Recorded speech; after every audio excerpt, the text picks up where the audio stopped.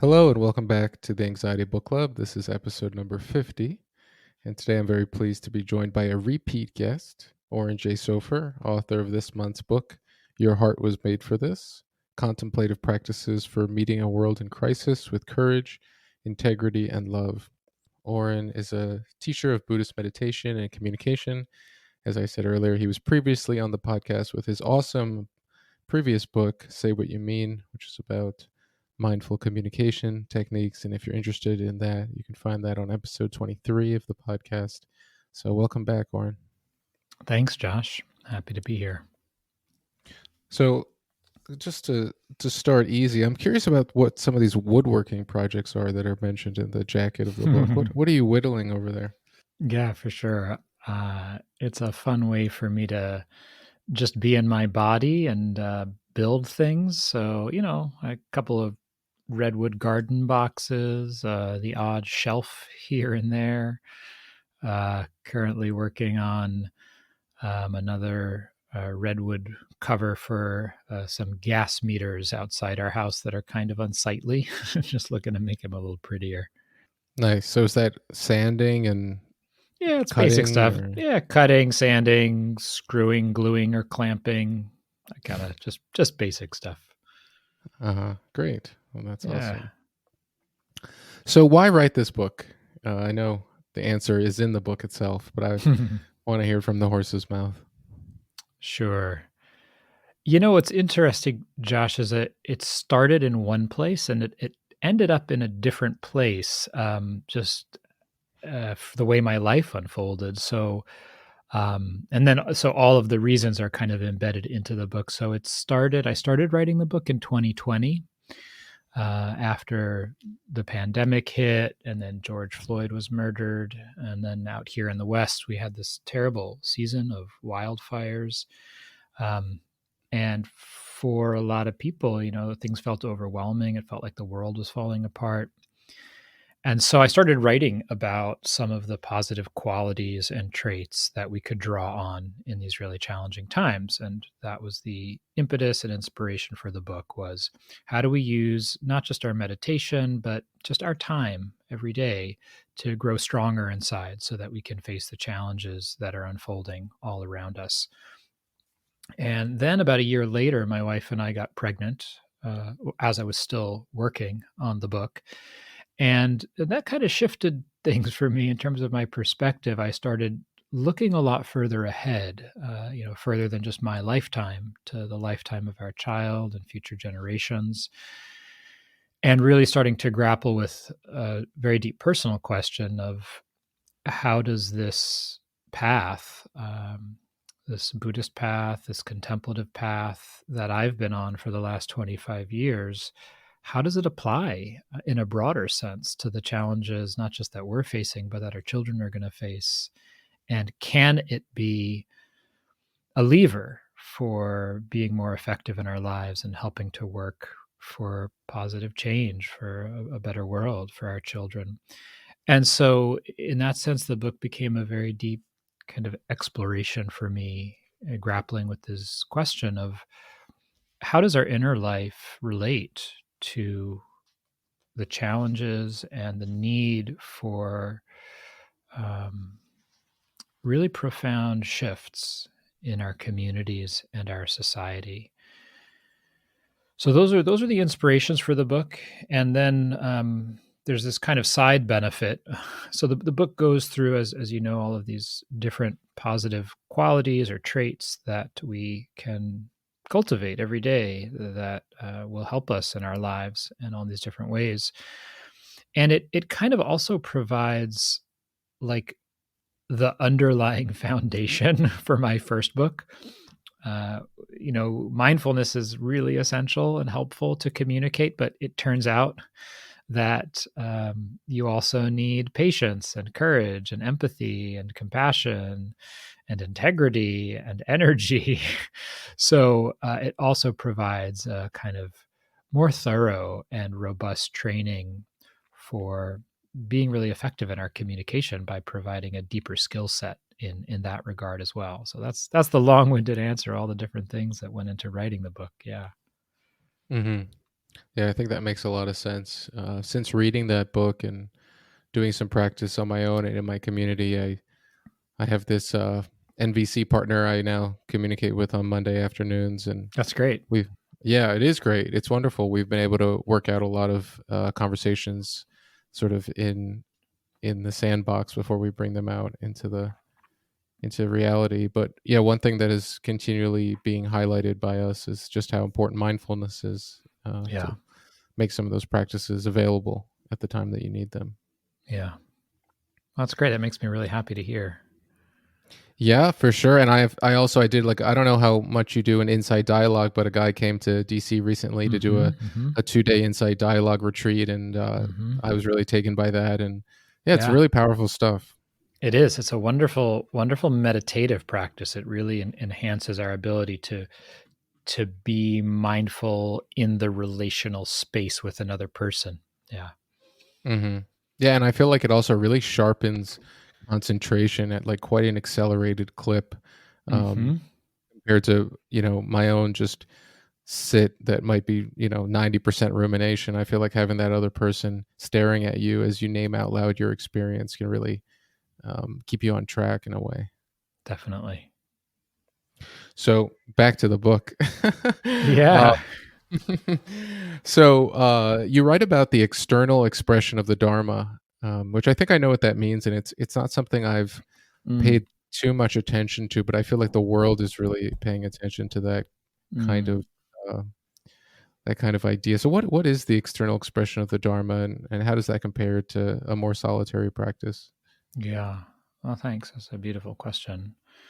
Um, yeah. So, it's safe to assume that folks listening have a context or definition for that word, or should I just give a brief, uh, you know, definition for dharma?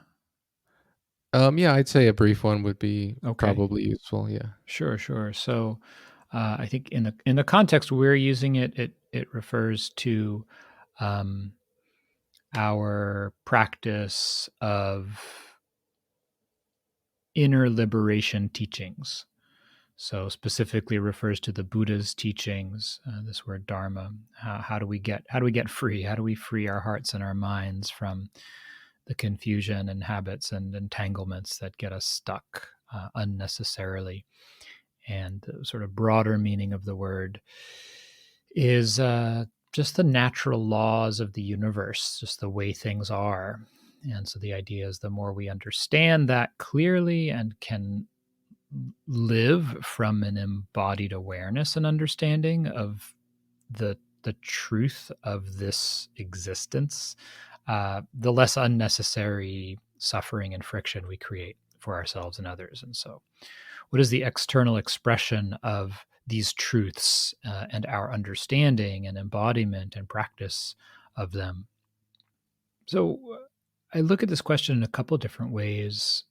For me, it's always been very clear that the purpose of any inner cultivation, any kind of spiritual or contemplative practice, any sort of wellness program, the ultimate aim is to transform how we live in the world, and that the inner benefits that we get, the calm, stress relief, clarity, insight, more freedom inside, that those are ends in and of themselves.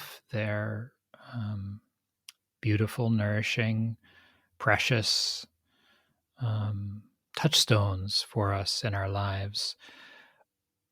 But if we're not able to live it, if we can't actually change how we are living, how we relate when we're stuck in traffic and late for a meeting, how we respond when that coworker doesn't reply to our email in the time frame we were hoping, or that family member does that thing around the holidays that drives us nuts that we've asked them to change. If we can't bring some shift to bear in these real life situations, um, then it's just a nice escape. So to me, this is one way we can think about the external expression of our own practice and cultivation of the Dharma is, does it change how we're living? Right. And not to be idealistic, right? All of us, are in a learning process. So it's not that we hit the mark all the time, but are we able to move in the direction of our values and our vision? Are we able to recollect that we even have a choice in how we think about and relate and respond to these difficulties? This is one level, is just making it real in our lives when things get hard and we're pushed to our edges. I think on the broader level, this question of what's the external expression is, how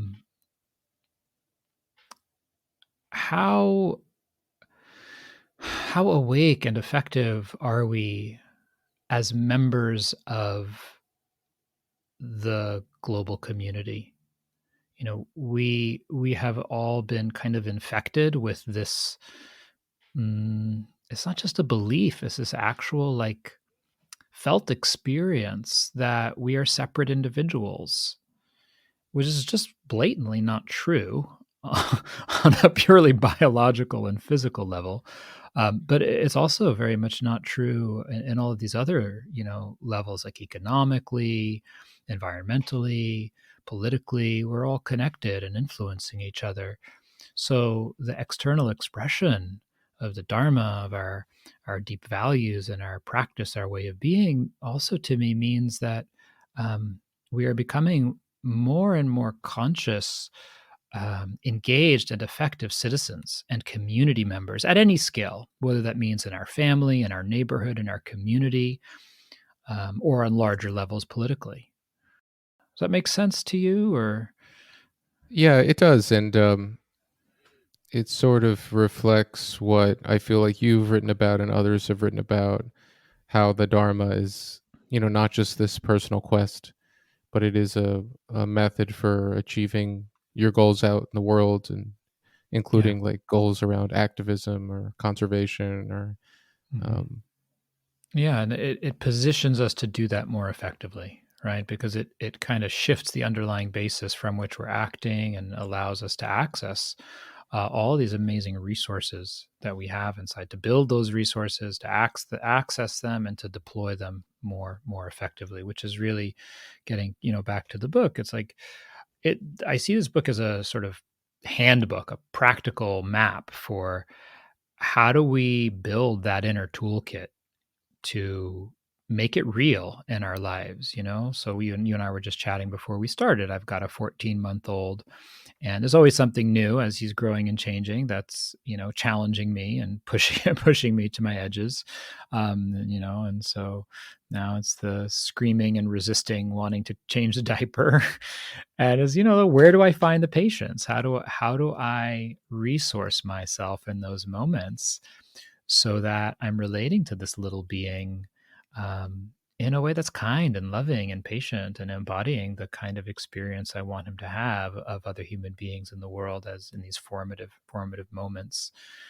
How do I stay connected to some sense of sanity and hope as war explodes around the world in all these different places? These are the kinds of questions I'm grappling with in the book, and saying how we pay attention and how we live every day can actually be in service of building a stronger heart and being more resilient and adaptable for these challenges, from the daily diaper change to the international political conflicts that are so far away that we feel so helpless about sometimes. mhm. Not so far away for everyone, I should say. Yeah. So I want to talk about renunciation, which is Mm, chapter 9 of the book. mm, And I feel like renunciation hits different people in different ways. A friend of mine right now is working very hard to get a six pack. And I think for her, it's not so hard, giving up some of these creature comforts that would Mm. otherwise get in the way of her abdominal development. For people like me, when I hear renunciation, I run for the hills because it feels like some vehicle for self punishment, or just You kind are of not alone. right, right. But it sounds like, and since it's made an appearance in this book, there is a skill of renunciation. Mhm. And I might just read a couple paragraphs from page 102 here, unless you have it handy, in which case you could. But I wanted to refresh your memory and also help catalyze the conversation around this. I do have the book handy, but yeah, if you want to tell me where to start, I'd be happy to read it. I was thinking the first two paragraphs on page 102. Yeah, no doubt. To be clear, we can never fulfill craving, but we can release it. This takes practice. It requires the skill of renunciation. To study craving, we must be able to stand in the flood of sense desire, feel its pressure, and resist the urgency to act on it. If we suppress desire, we often act it out, as I did with sweets. But when we steady ourselves, bear with the discomfort of craving without trying to gratify it, we see that craving passes. Like everything else in this world, it too comes and goes like a cloud. To practice renunciation intelligently, we need resilience and proper support. I needed to feel my sadness, anger, and disappointment, which in part required help from others, before I could find a balanced relationship with sweets and my digestive condition. Only then could my renunciation arise from love and care for my body rather than suppression of craving. Hmm. So just to back up, it seems like maybe there's two things here. One is what the value might be of renunciating, or Mm-hmm. of Mm-hmm. renunciating something, just in general, like in your case, maybe it was for your physical health. And then Mm-hmm. secondly, just to elaborate more on this skill, and to hopefully reframe it as you've done in the book, is not like one more thing we have to do in order to be worthy, but Yeah. Yeah. something that brings us something richer. Yeah, absolutely. Um, so I chose the word renunciation intentionally to provoke a little bit of a response, because it does challenge us to question our assumptions, and I think sort of wake us up a little bit out of the spell or the trance of consumption and craving and all of the mythology that goes along with that in modern Western capitalist society, that who I am, how successful I am, how much worth I have is defined not by the content of my character, as Dr. King said, but by how much I can accumulate, how many resources I have access to, or things like my appearance, to reference your friend, how attractive or fit or healthy or young I am. So renunciation is not about depriving ourselves or trying to attain this moral high ground of sort of I'm better than you because I can, so and so forth. It's actually about discovering our own inner richness and fulfillment.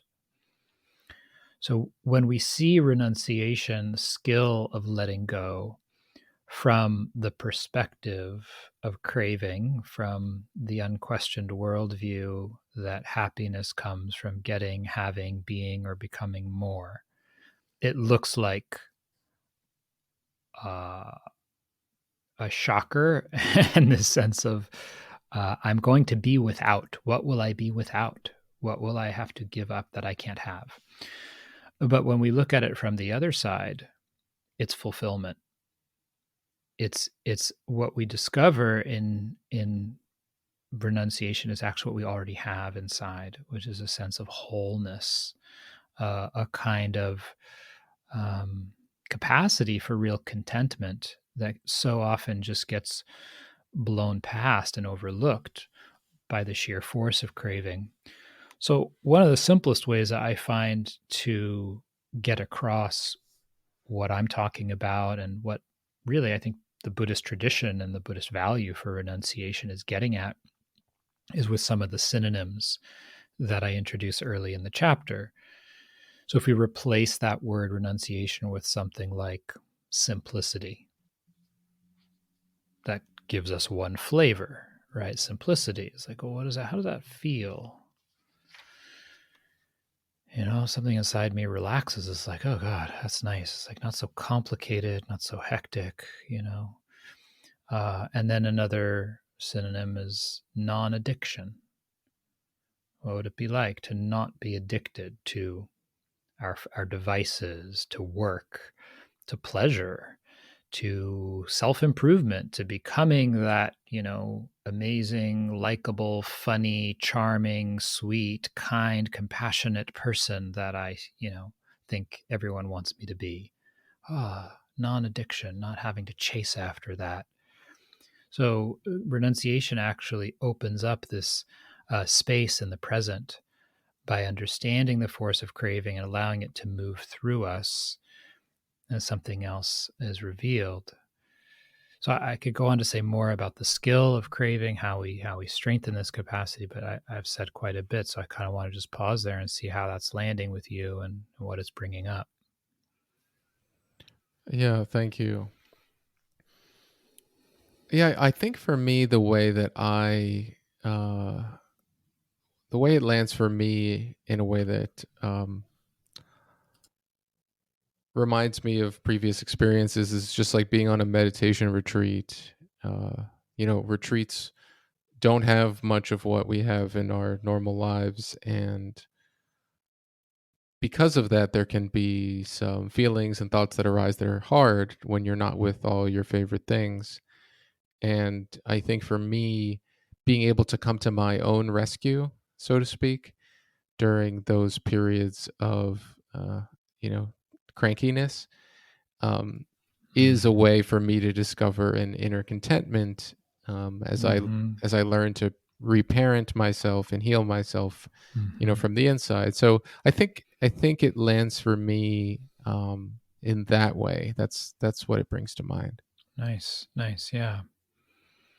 Yeah, the practice and certainly the practice of retreat kind of brings us face to face with um, those challenges and some of those cravings inside for stimulation or comfort, and new possibility opens up, right? Of recognizing the value and the strength of things like presence, kindness, patience. Um, yeah, for me, and I think I talk about this in the chapter some. It's like I reflect a little bit on, what are some of the times in my life that I've been the happiest. And when I look back, oftentimes it's not it had nothing to do with what I had.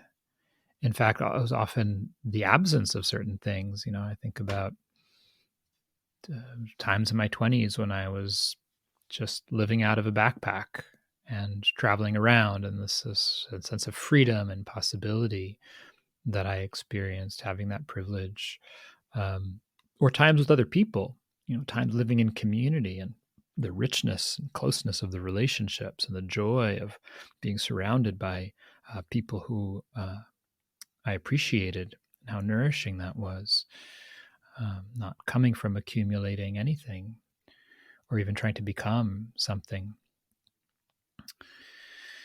And then the story I tell in the chapter about having this chronic digestive condition and then needing to change my diet, and the kind of very classic yo-yoing of sort of clamping down, I'm not going to have any, and then that backfiring and sort of this gorging myself on sweets, which is really very, very bad, was very, very bad for my body, and sort of finding a different relationship with how to let go of something.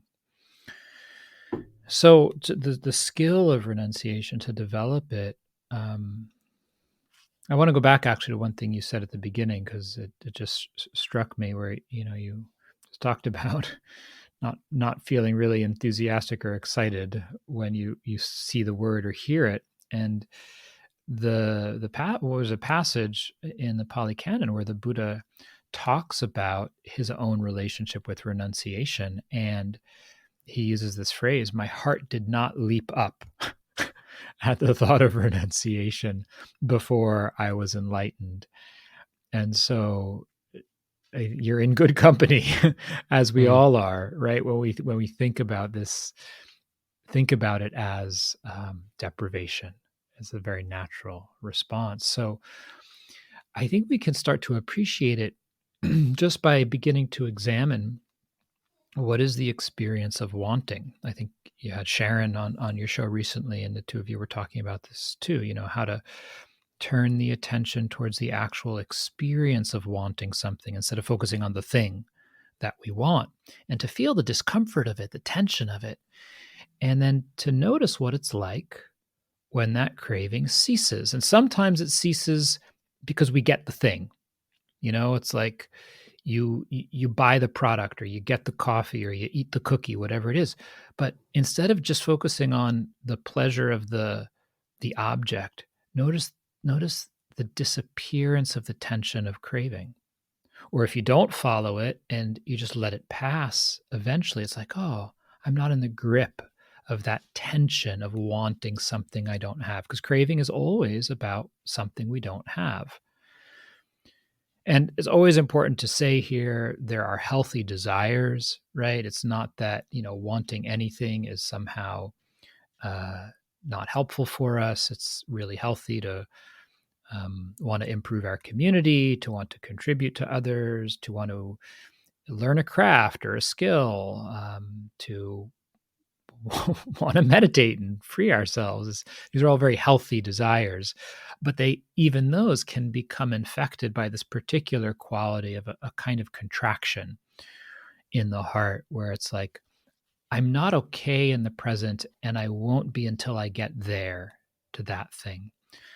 So we start to study that process of craving and understand it, we start to realize that there's another alternative to the options that only seem to present themselves at first, which is either I do it, I follow it, I get the thing, or I kind of suppress it, I resist it, I push it down.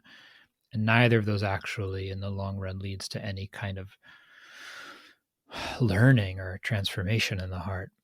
Whereas if we start to actually observe the experience of wanting something, whether we follow it or not, then we learn from it. We actually grow in our capacity to have a relationship to craving, which then opens up this possibility of developing the muscle in the heart that lets go, which is what this whole path is about. It's about learning how to relinquish or release the places that we get stuck and grab onto things. And it's not a releasing of our values or what we care about. It's not a giving up. It's a releasing of the way we tend to argue with or be in conflict with reality. Mm-hmm. Yeah. Yeah. It's interesting that there is that third possibilities. I feel like our Mm. culture is so cluttered with either, um, getting as much as you want of a thing, or denying yourself with willpower and Mm-hmm. bravado and harsh words and, Mm-hmm. I don't know, machismo. Yeah. So when we think about this in terms of that question we started with, of like the external expression of the Dharma, this becomes really relevant in any kind of project or meaningful work, where the renunciation aspect, the letting go, is to trying to control the outcome. It's the recognition that it's not up to me, where this is going to go. So whether if we're going to take sort of a political example of you're sort of working to organize some piece of legislation and get it passed, or if you're working with other parents and community members, on some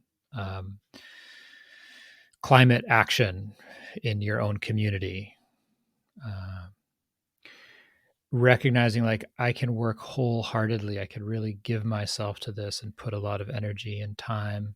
And the renunciation aspect, it's not that I don't care about the result, but it's that sense of relinquishing the contraction around it has to be this way, because that quality of contraction, that quality of fixating on the outcome, that saps our energy.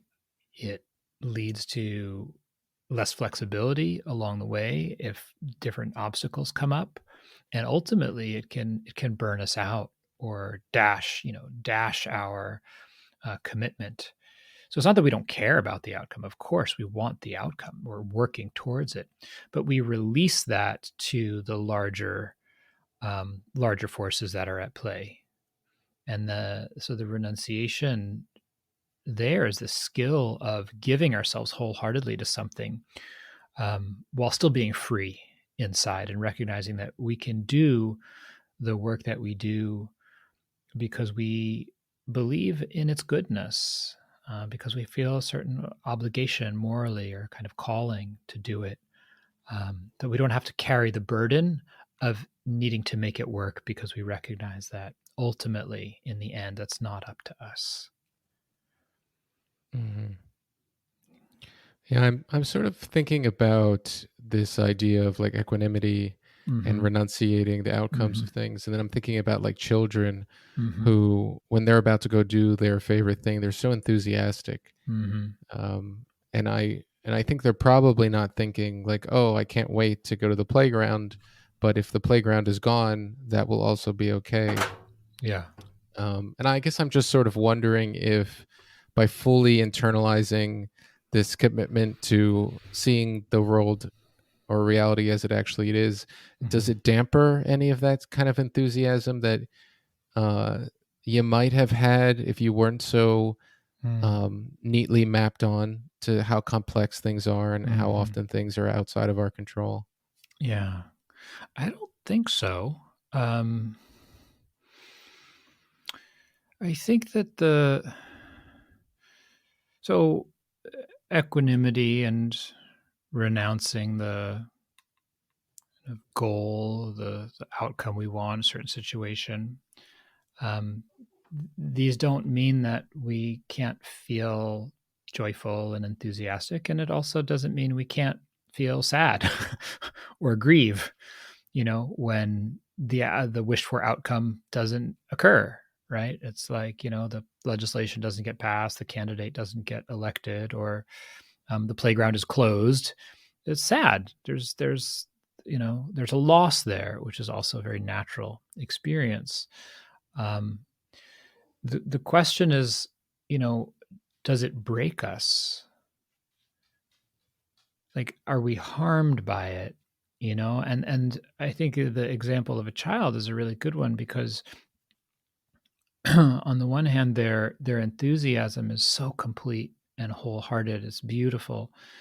Um, and then it's like, if the playground is closed, right? For the child, that's devastating, perhaps in the moment.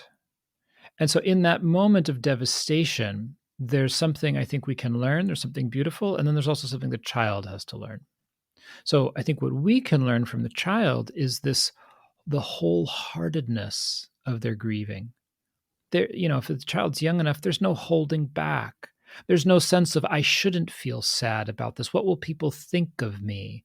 This is silly. It's just like the child wails. This is awful. This is terrible. I so wanted to play and now I can't. And there's a beauty in the authenticity and the fullness of that expression. And you know what? When it's over, it's done. And then they're free and they're present again. So there's Mm. something I think very powerful in that authenticity and the wholeheartedness and the lack of interference or resistance to the natural flow of their emotions. That is a certain kind of innate alignment with the Dharma because they are in a flow with the unfolding of their experience. They're not resisting it or interfering with it. But of course, as you and I both know, it's not the end of the world that the playground is closed. It'll probably be open again in another day or two, right? So the child also has something to learn, and that's the lack of equanimity. That they don't have the balance that comes from perspective. They don't have the perspective because they haven't lived long enough to know, yeah, it's a bummer, but it's all right. It's not the end of the world. So that the equanimity piece comes from the lived experience and the perspective of wisdom of knowing the way things are. And so that doesn't mean we don't feel disappointed, but we aren't broken by it. We aren't so consumed by it. We have the perspective. One of the things that one of my teachers, Michelle McDonald, insight meditation teacher, likes to say sometimes, and I really appreciate this. She says that one of the goals of our practice is to marry the wisdom of the elder with the innocence and the freshness of the child. And it's like there's something to learn from both sides of the spectrum. The wisdom of lived experience is real and is valuable, and the certain kind of wisdom of beginner's mind and openness and innocence of the child, how do we bring the two of those together and have the best of both worlds without losing either? Hmm. Yeah, I was thinking beginner's mind as you said that. It's kind of beginner's mind with an asterisk on it, to like Mm-hmm. be able to see the flowers and the trees like someone who'd never seen them before, but to also have Mm-hmm. the lived experience for when the tree or the flower is, burnt or thrown away, to know Yeah. that, it's not all over. Yeah. So I was kind of touched by this section of the book. I think it was the kindness section, Mm, about, because it's hard to be kind sometimes for some of us when we're having a hard time. And on page absolutely. 115, yeah, maybe I'll just have you read that first paragraph, under if you have difficulties, on page 115. Yeah. If you're feeling down or having a hard day, kindness can feel far away. Remember that loving kindness allows things to be just as they are, meeting life on its own terms. You don't have to change how you're feeling, pretend, or be chipper to be kind. True kindness can be as simple as wishing someone a happy birthday or meaning it when we say, drive safely. Listen for the genuine care in your heart, trusting it's there, even if you can't feel it all the time. Yeah, it's Mhm. so important to not think that we have to paper over how we're feeling or, put on a happy face if it's not what's real to be kind. Yeah, and I think just this things like drive safely or be safe, which comes out almost automatically. It's just like a way of saying goodbye.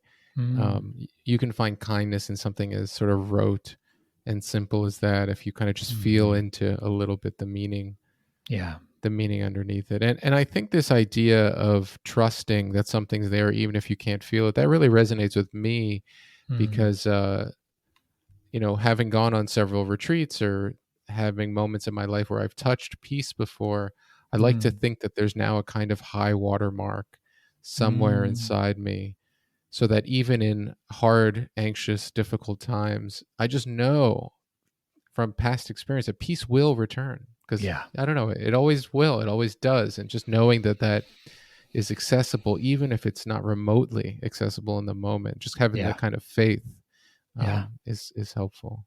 I love that image, Josh, of the high watermark. That's beautiful. Thank you.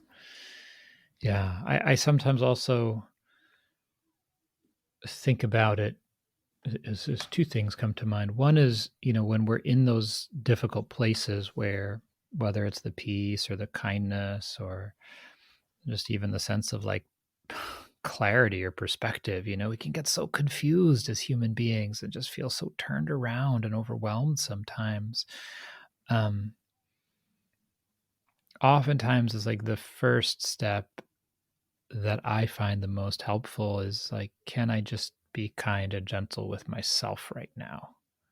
It's like to just turn it inwards and just whatever it is, whatever is happening, wherever I'm at, however confusing and hard or overwhelming or turned around I feel, it's like, can I just meet this moment with the smallest amount of friendliness, of gentleness or acceptance?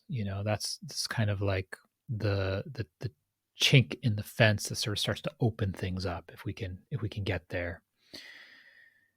Another way I like to think about our practice, and you mentioned, being on retreat or touching a sense of peace or kindness, is and what I've seen in myself is that we were talking earlier about, equanimity and this alignment with the way things are, and um, it's like one of those famous images that can be seen in two ways. And perhaps the most famous one is the drawing of the old woman, and then you look at it another way, and it's a young woman whose head is turned, and you just see the outline of her neck. You know that one? Yeah. Yeah. It's like I feel like our practice is teaching us to do that. So we see the world and ourselves in one way, this kind of habitual way, through the lens of self, through the lens of permanence. Everything's, stable and steady, and we see the lens of the world through the attractiveness of things, that there's something here that's going to fulfill me and make me happy, and I can get it and have it. This is the delusion of the mind. And that the more we practice, the more familiar we get with this other way of seeing, of perceiving, of knowing the world. We see its changing nature, its instability. We see um, the incompleteness of things, the dukkha, um, the inability of things to really deeply and completely scratch the itch. And we see the impersonal nature, the ungovernable nature. It's not in our control. It's not personal. It's not me. It's not mine. Any of it. And it's not. Those aren't ideas. They're a way of experiencing, a way of seeing, and that includes and evokes a kindness and balance and spaciousness when we recollect that way of seeing. And so our practice familiarizes ourselves with that so that it becomes more and more accessible. We can see the picture in either way. We can relate to what's happening in either way. And it's not that one's, different, better or worse than the other, because the sort of relative world of time and schedules and people and accomplishments is really necessary to function in. But we have another way of being and another way of understanding the more we practice that provides a kind of ballast inside and a certain freedom and spaciousness. The more we practice, the more we can access that. So that high watermark can turn into not just a memory, but something we can actually touch in moments, even if it's just like an echo of it. Yeah. Yeah. I see practices, especially like formal practices, making it more likely that in moments these options are available to you to see things as they are, to act kindly or generously. Um, Mm. Especially, I've recently become quite taken with the idea that free will doesn't exist. And so, Hmm. this kind of mental training really helps to like make clear when, when people do things that are bad or quote unquote bad, when they hurt each other. Mm. It seems clear to me that in that moment when they, quote unquote chose to hurt someone, the second option of like not hurting that person just wasn't available. Mm-hmm. At least I believe that if that option Mm-hmm. was available, they would have taken it. Yeah. Yeah. And so through practice, and training our mind in ways of compassion and presence, you just Hmm. give yourself more options in those Right. moments when you, Yeah. you maybe might be able to choose. Yeah. Yeah. Absolutely. Yeah. I think the way that gets talked about in the Dharma is less through this idea of the lack of free will, which would mean that if there were no free will, we wouldn't be able to practice. We would just be stuck. But is through dependent co-arising, right? Which is through this idea that everything is conditioned, and what you're just describing there is like this insight, this understanding that the conditions weren't present, right? The conditions weren't present for that choice to be available. And so our work is to how do we cultivate the conditions for there to be a real access to making different choices that lead to our own well-being, the well-being of others, and a sense of peace and deep fulfillment inside. And so that's it's really the sort of underpinning of this the whole path and and and my book is a sense of how do we position ourselves and use our time every day in the very ordinary things we're doing, cooking meals, doing laundry, commuting to work, having conversations. How do we position ourselves so that we're using the stuff of our life to create the conditions inside for actualizing and fulfilling our potential, for building this tremendous wealth of resources inside that we have access to as human beings? There's so much potential to um, this really profound resilience inside. But we have to know how to use our time well. We have to know how to use not just the good times, but the really hard times and the challenges and the boring times as fuel for awakening and cultivation. And then a lot of doors open up. I talk in towards the beginning of the book about some of my other struggles with Lyme disease, and how I was able to draw on qualities like aspiration, of like, oh, look, what can I do just to take care of myself right now, instead of wallowing in the misery of not feeling well or believing I knew what was going to happen in the future. Um, Being mindful of the difference between all the fantasies my mind was making up about the future and how I'd never feel well again, and just what was happening in the moment. And those skills that I had already developed through practice meant that as I went through what turned out to be a period of 3 years of being fairly ill, I learned a tremendous amount. I really deepened in patience, in compassion, in courage, in resolve. Through the illness, it became, in some sense, a really great teacher for me, because I knew how to use it, because I knew how to um, relate to it in a way that strengthened my heart. And of course, it doesn't mean that it wasn't hard and that I didn't struggle and that there weren't times where I felt really miserable and lost or lonely. Like, that's part of it. That we're able to fold all of that in when we have access to some of these practices. Yeah, for sure. And it reminds me of the conversation I had with Sharon, where she was quoting someone who said, "These things are givens, not gifts, lest there be another obligation to make every horrible thing in our life some kind of project for Hmm. awakening." Yeah. Yeah. Yeah.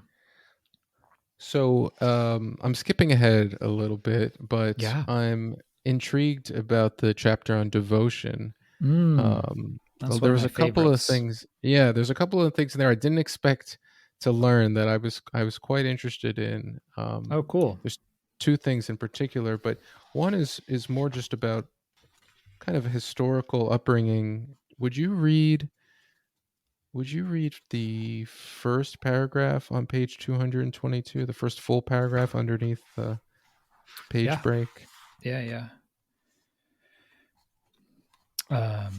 So the first full paragraph of the page, or the section after the section break? Yes, exactly. After the section break. Okay, sure. Like many secular Jews whose history of persecution and pressure to assimilate have led to an overemphasis on rationality, I used to bristle at what I stereotyped as devotion.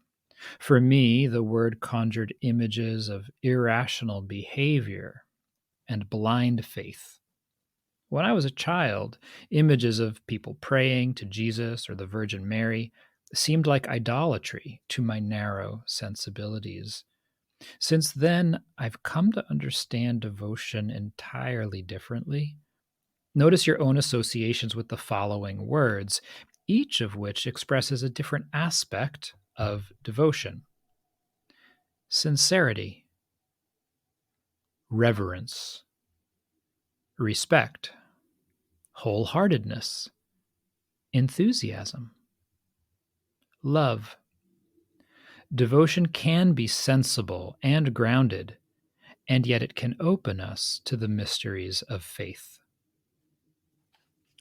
And maybe I'll have you continue. I don't know if this is annoying for me to Sure. direct you to read different No, things, no. but on the next It's page, uh-huh. the first paragraph, it took a long time. Maybe Oh, that paragraph sure. as well. Yeah, yeah. It took a long time for me to appreciate the value and beauty of Buddhist devotional practices like bowing, chanting, and offering incense. Learning more about their historical context gave me a new perspective on these practices. The Buddha radically challenged traditional views that holiness was about one's birth, one's caste, and that spiritual purity or attainment could be found through rituals like bathing in the Ganges. He asserted that true righteousness lies in the heart, and that the primary value of ritual is symbolic. In ritual, intention matters more than action. Thus, to offer incense to a Buddha statue is to offer gratitude for the Buddha's teachings and respect for our own capacity for awakening. Yeah. So there's a lot in here that I really responded to. First of all, yeah, some of the historical stuff you write about, because I've also been raised in the same sort of Mm-hmm. tradition of secular Jewishness. This history of persecution and pressure to assimilate have led to an overemphasis on rationality. I'm really curious about that. I don't know if there's any books you can recommend, or Mm. that's just something you've noticed in your own family or in your own community. Mm-hmm. Um, Yeah, I think it's a combination of things. I'd have to think a little bit more carefully about books to recommend, but I think what I'm naming there is this kind of, I mean, the Jewish tradition in general, in particular, in the since the Holocaust, has a very strong emphasis on intellect and rationality. But it goes way back even to the rabbinic period, where study, right, is kind of core to the tradition. There's a very high value for the intellect and rationality and study as a means of practice. So I think you combine that with the history of diaspora Judaism after the Holocaust, and the sort of wanting to assimilate out of a sense of sort of safety and protection, with the dominant values of a patriarchal society, where, like, since the age of the Enlightenment, the rationality and the intellect gets given the sort of prime place of knowing over other forms of knowing, like intuition, feeling, embodiment, psychic knowing, and so forth. Those all kind of come together to, for many of the Jewish friends I have, who we grew up in the Northeast in the U.S., in this very similar sea of unspoken values and pressures, that this was kind of the best and the highest and the right way to develop. And there was not so much of an acknowledgement, or much less an appreciation of, say, even the more mystical aspects of the Jewish tradition, or the more spiritual dimensions of the tradition. It was The emphasis was more on family, community, holidays, seasons, and cycles, and then one's relationship to the world through values, value of service, generosity, social justice, and then also education as a way of betterment of oneself and society. These are some of the values that was kind of like the sea that I was swimming in growing up as a Jew in the Northeast in the 70s and 80s. And it wasn't until I really started looking more closely at the sort of spiritual and mystical dimensions of what it is to be human that I recognized this absence, this deep longing inside. It's the other way around, right? That the longing kind of brought me to exploring these aspects, and then I started realizing, like, oh, like this is part of being human, and like I've been hungry for this. And then through study and practice, rediscovering those aspects of Judaism, say, that had been um, compartmentalized, or some access had been diminished after the Holocaust, when so many of the mystical teachers were killed and the sort of traditions went underground or were lost. But really finding, for me, in Buddhism, a much more kind of accessible practice and language. And in many ways, ironically, because it was so empirical and rational, it was like, oh, I don't have to believe anything. I can just sort of do this practice and observe my experience and see what's true for me. So in some sense, it was this sort of Jewish values for rationality and clear understanding and knowing that attracted me to Buddhism. Mm. And then through that, I started to find a way to satisfy and connect with this deeper hunger for the mystery of life, for a sense of connection with something larger than myself.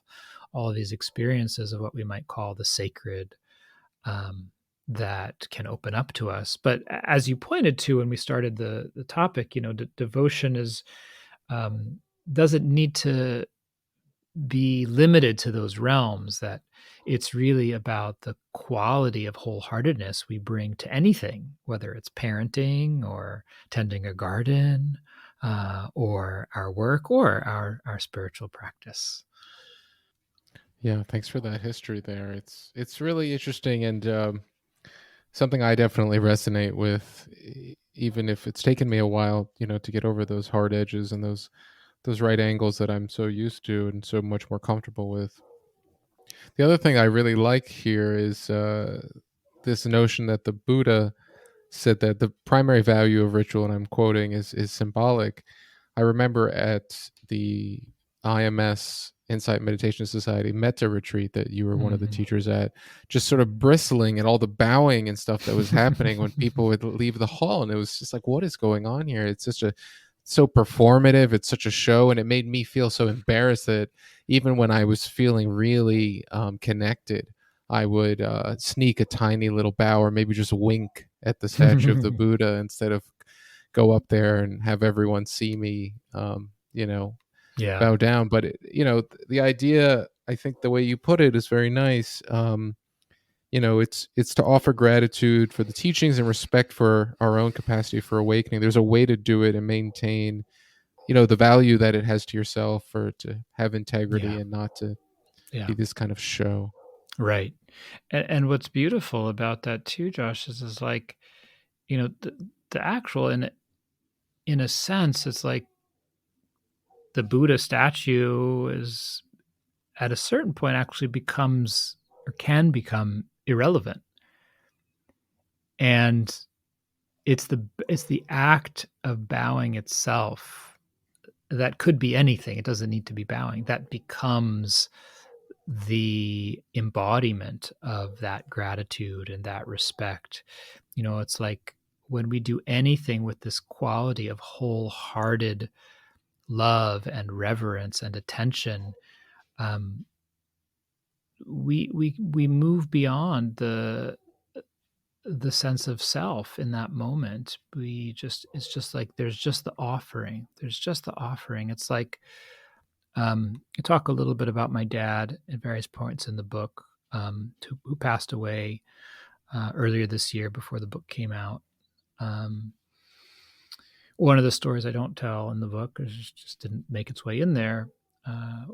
About 10 years before he passed, he had a health crisis. He was very sick. I had to check him into the hospital. And he had been in the hospital for a few days. He hadn't yet been released to the intensive care unit, or the sort of nursing facility. And he hadn't had a shave because he'd just been in the hospital bed. And he asked me, he said, hey, or, will you get my razor from home, or, I really want to shave. And I got his razor, and I got some, hot water and a couple towels, and this very beautiful, intimate experience of shaving my father.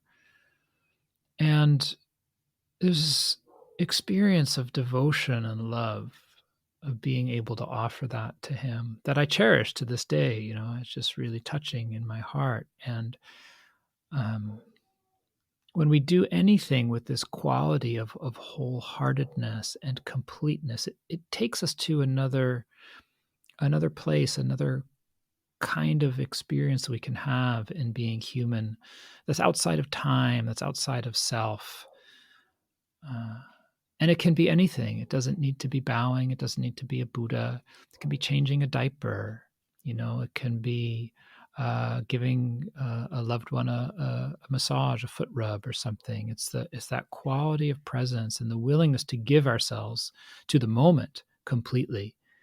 And then there's this beautiful letting go and a kind of transcendence that opens up, that's possible in that moment. And I think that most of us know this. I think that we've had glimpses, tastes of this in different situations where we are kind of effortlessly drawn in to the moment and to whatever it is that we're doing. And I would say that that's an experience of devotion, and that connects us to the sacred, however we think about it. And I think this is a real need that we have, and one that I encourage people to explore and reclaim, so that we can be nourished by it. Yeah, I'm on that train. Yeah, I'm feeling enthusiastic too, to encourage folks, especially folks that are very secular and sort of mostly glued to what can be felt or touched.